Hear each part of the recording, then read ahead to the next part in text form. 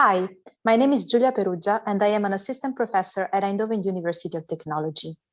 The work I'm going to present is entitled The Shape of Our Bias, Perceived Age and Gender in the Humanoid Robots of the ABOT database, and has been carried out together with Stefano Guidi, Margherita Bicchi, and Oronzo Parlangeli from the University of Siena. From their early appearance in the RUR play by Karel Čapek to these days, robots have been often shaped after humans. The mimesis of human form has both advantages and disadvantages for the HRI.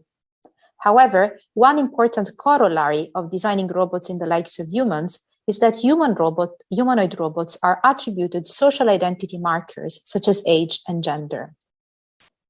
In his work, Robert Sparrow argues that humanoid robots function as icons, signs whose signifier, the form that they take, imitates or looks like the signified, the concept to which they refer. And hence they communicate and express meanings about humans in a more powerful way than other types of media. But if humanoid robots represent us, whom do they represent and how? Is the conjunct of humanoid robots currently available diverse enough?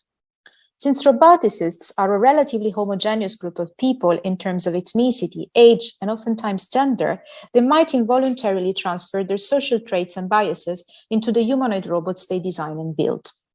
From previous work, we know that a humanoid robot's genderedness has an effect on perceptual dimensions such as anthropomorphism and likability, as well as on stereotyping. However, there is no systematic understanding of the process through which humanoid robots are attributed a gender, and the HRI community has yet to understand if people attribute age to a robot in a consistent way.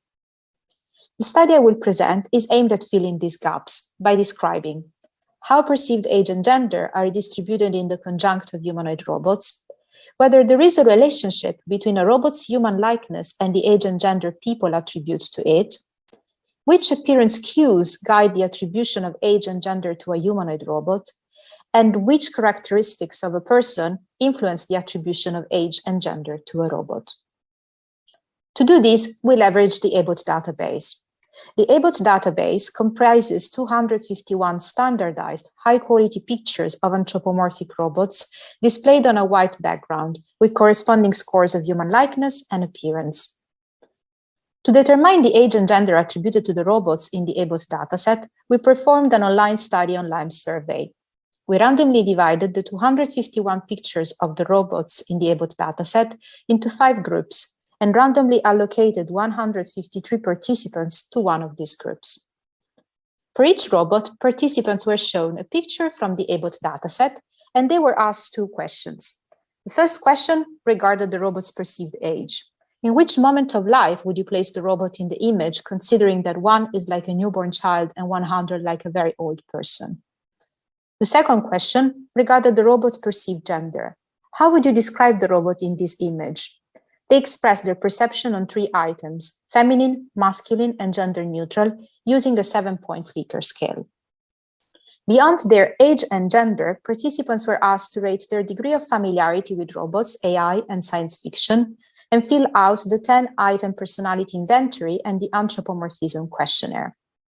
In our analysis, we also used the score provided by the ABOT dataset for each robot: the human likeness score, ranging from 0 to 100, and the body manipulator, surface look, and facial feature scores, ranging from 0 to 1. But let's go to the results. Attributing age and gender was difficult. We observed a great deal of variability in the ratings. In fact, at the level of each observer, the judgments of age and gender had poor reliability.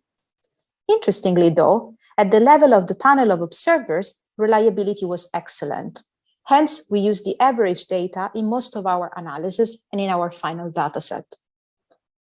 The distribution of the mean age scores of the robots in the ABOT dataset was wide and centered around the intermediate score. Interestingly, only 7.6% of the robots in the ABOT database were perceived as childlike, and only 1.5% of them had a mean age score higher than 60.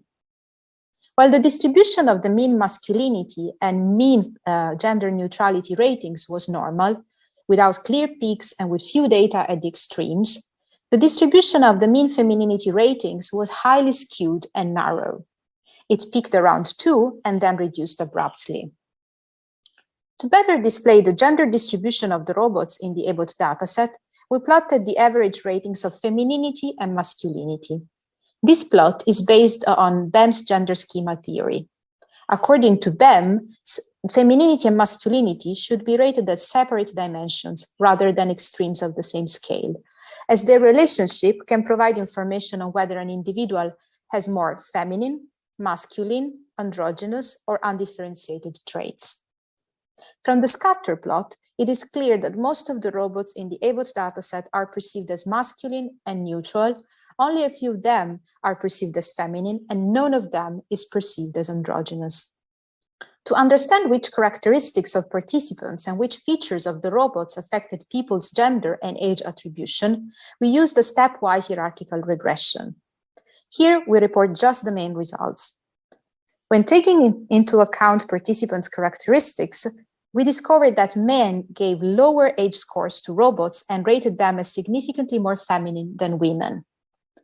When taking into account the robot's characteristics, we discovered that the robot's human likeness was a significant positive predictor of the robot's age, masculinity, and femininity ratings, while it was a negative predictor of gender neutrality. We also discovered that the presence of body manipulators was associated with higher age scores, while the presence of facial features with lower age scores. Moreover, we discovered that the ratings of the robot's masculinity and femininity were both predicted by the presence of facial features. However, while the presence of body manipulators was exclusively associated with higher masculinity, the presence of surface look features was exclusively associated with higher femininity.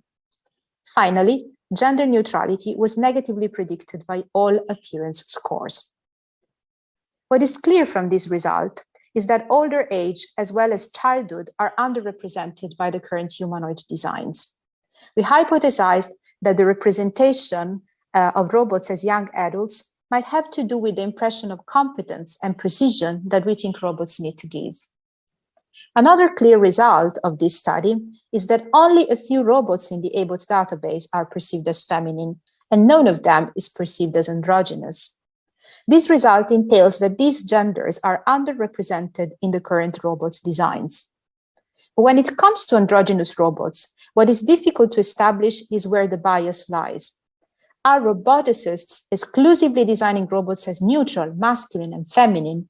Or is it that the gender binary is so rooted in us that we cannot rate a robot as high in both femininity and masculinity?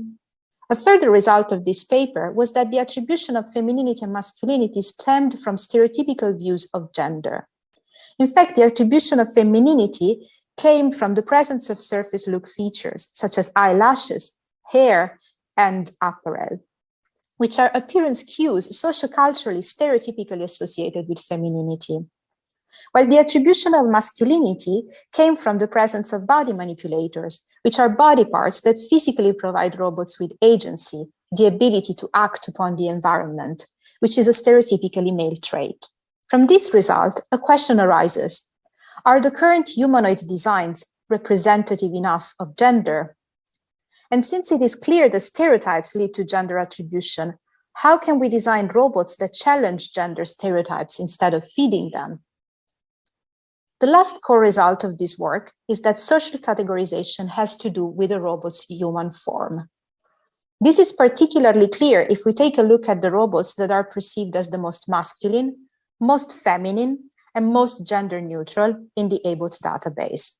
Given that feminine robots and androgynous robots are underrepresented or not represented at all in the current humanoid designs, given that the attribution of femininity and masculinity stems from stereotypes, and given that all these is strictly linked to the robot's humanoid form, it is perhaps time to critically reflect on what is the meaning and function and usefulness of humanoid robots. This paper opens more questions than it finds an answer to. We hope that the HRS scholarship will follow up on our work with more research. To this end, we make the RoboGap dataset, Humanoid Robots Gender and Age Perception, available to the HRI community. The dataset can be downloaded from the supplementary material of this paper and interactively explored on a dedicated website.